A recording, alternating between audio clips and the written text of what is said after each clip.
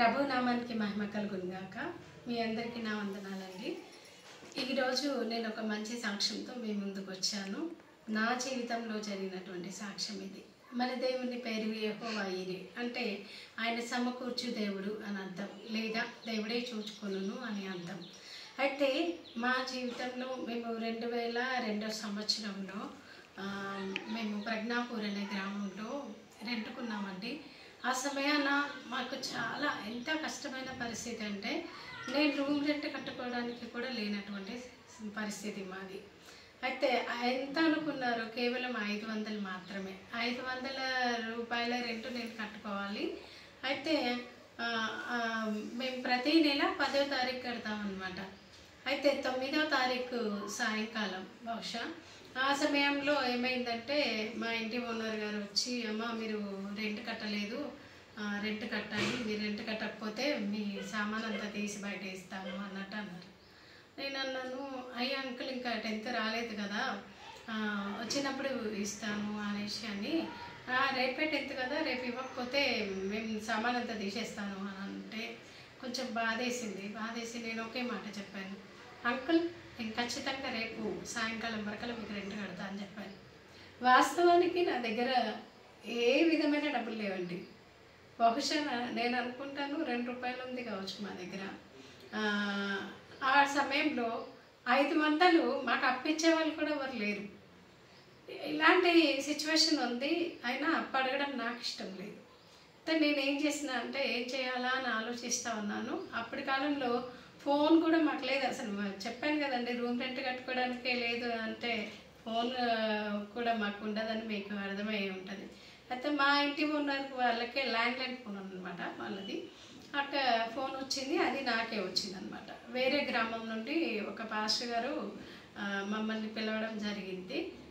అక్క కొంచెం వచ్చి మా దగ్గరికి మా సంస్థ వాళ్ళు వచ్చి మీటింగ్ పెడతా ఉన్నారు, కొంచెం వంట చేసి ఇవ్వడానికి రండి, మా వైఫ్ గర్భవతిగా ఉంది అని అంటే సరే అనేసి అన్నాను. ఫస్ట్ అనుకున్నాను, అబ్బాయి ఏం వెళ్తాను, నేనే బాధల్లో ఉన్నాను కదా అనుకున్నాను. కానీ మళ్ళీ అనిపించింది నాకు, దేవుని పని కోసమే కదా నేను లేదు, ఎందుకని నేను వాయిదా వేయాలి, అక్కడికి వెళ్తేనన్నా కొంచెం ప్రశాంతంగా ఉంటా అని చెప్పేసి నేను అక్కడికి వెళ్ళడం జరిగింది. మేమే పేదలం అంటే మాకంటే కడుపేదలు వాళ్ళు. చాలా ఇబ్బందికరం. ఎంత ఇబ్బంది అంటే వాళ్ళకి వంట చేయడానికి కూడా కర్రలు కొనలేని స్థితిలో ఉన్నారు. అంత దయనీయమైనటువంటి పరిస్థితిలో వాళ్ళు ఉన్నారు. మొత్తాన్ని ఎలాగో అలా అక్కడ వంట చేయడం జరిగింది. అంత మీటింగ్ కూడా చూసుకున్నాము, అంతా అయిపోయింది. ఆ రోజుల్లో చాలా ఇబ్బందికరం అని చెప్పాను కదండి. ఇక మా ప్రార్థన అంతా అదంతా అయిపోయినాక మేము ఇంకా తిరుగు ప్రయాణం చేయాలి. వస్తాము అనే సమయానికి అక్కడ నుంచి ఎక్కడ ఒక పాస్టర్ గారు వచ్చారు. ఆవిడ గారు నాన్సీ కన్నింగ్హామ్ అని, తను ఆస్ట్రేలియా నుండి వచ్చారనమాట ఆ సమయంలో. అయితే అమ్మగారు వచ్చి మా హస్బెండ్తోని పాస్టర్ గారు ప్రార్థన చేయండి అన్నారు. అంటే మాకేమో ఇంగ్లీష్ రాదు, తనకేమో తెలుగు రాదు. ఇక ఈయన ఏం చేశారంటే సరే అని చెప్పేసి తెలుగులోనే ప్రార్థన చేశారు. అమ్మగారు ఇంగ్లీష్లోనే అడిగారు, ప్రే ఫర్ అస్ అని. అయితే ఏమైందంటే ప్రేయర్ అంతా అయిపోయింది. అక్కడ చాలామంది సేవకులు ఉన్నారు, దాదాపుగా ఒక 11 మంది సేవకులు ఉన్నారు. ఇంకా అంతమందిలో ఆవిడ గారు రావడం, మా వారినే అడగడం, ఆ తర్వాత తాను ప్రార్థన చేసి ముగించాక తను ప్రైజ్ ది లార్డ్ అంటూ షేక్ హ్యాండ్ ఇచ్చారు. ఈయన ఒకేసారి కరెంట్ షాక్ కొట్టినట్టుగా నో నో నో నో అని వెనక్కి వెళ్ళారనమాట. ఏమైందా అని అందరం చూస్తూ ఉన్నాము. ఆవిడ గారు ఏదో చిన్న కానుక కవర్ లాంటిది చేతిలో పెడితే ఈయన వద్దు అని అంటే అక్కడున్న వేరే పెద్ద పాస్టర్ గారు ఉండి, అలా అనకండి, తీసుకొని థ్యాంక్స్ చెప్పండి అంటే సరే అనేసి తీసుకొని థ్యాంక్స్ చెప్పాము. ఇంకా బయలుదేరే ముందు నేను మా వారితో చెప్పాను అనమాట. ఆయన జోబులో చేయబెడుతుంటే ఏమంటే అది తీయొద్దు బయటకి అని చెప్పాను. చెప్పిన తర్వాత దాదాపుగా జాలిగామ అనే ప్రాంతం నుండి ప్రజ్ఞాపూర్ అనే ప్రాంతానికి సుమారు 5 కిలోమీటర్లు 6 కిలోమీటర్లు ఉంటుందండి. అంత అక్కడి వరకు కూడా నేను నాన్ స్టాప్గా దేవుని స్తుతిస్తూనే ఉన్నా.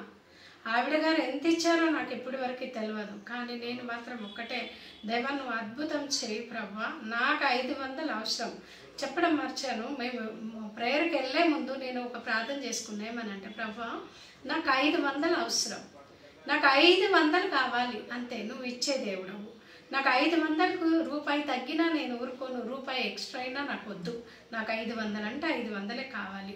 స్పష్టంగా ప్రార్థన చేయమని వాక్యం సెలవుస్తుంది, స్పష్టంగా చేస్తున్నా అనేసి ప్రార్థన చేసేసుకొని మేము వెళ్ళాము. వచ్చేప్పుడు కూడా ఇంకా మేము వచ్చే వెహికల్ పైన కూర్చున్న తర్వాత నేను అక్కడి నుండి ఇక్కడి వరకండి నాన్ స్టాప్గా నేను దేవుని స్తుతించిన.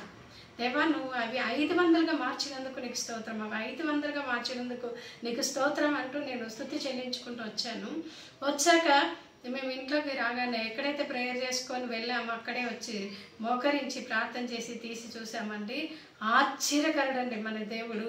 కరెక్ట్గా 500 ఉన్నాయండి. రూపాయి ఎక్కువ లేదు, రూపాయి తక్కువ లేదు.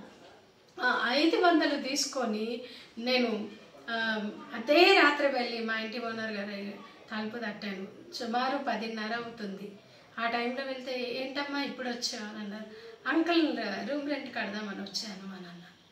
అని అంటే, ఏంటి ఉదయం చేయొచ్చు కదా. లేదు అంకుల్, నేను దేవుని బిడ్డను, మాట ఇచ్చాను కాబట్టి ఇప్పుడే ఇస్తాను అని చెప్పేసి ఇచ్చి రావడం జరిగిందండి. మన దేవుడు గొప్ప దేవుడు అండి. మనం ఏది అడిగితే అది ఇస్తాడు. తనకు నిజముగా మొరపెట్టు వారికి ఆయన తప్పకుండా సహాయం చేసే దేవుడు కనుక దేవుడు నా జీవితంలో ఎంతో మేలు చేశాడు. మీ జీవితంలో కూడా అలాంటి మేలు ఎన్నో చేయాలని ఆశిస్తున్నాడు. మరి అట్టి కృప దేవుడు మీకు తోడుగా ఉంచునుగాక. ఆమేన్.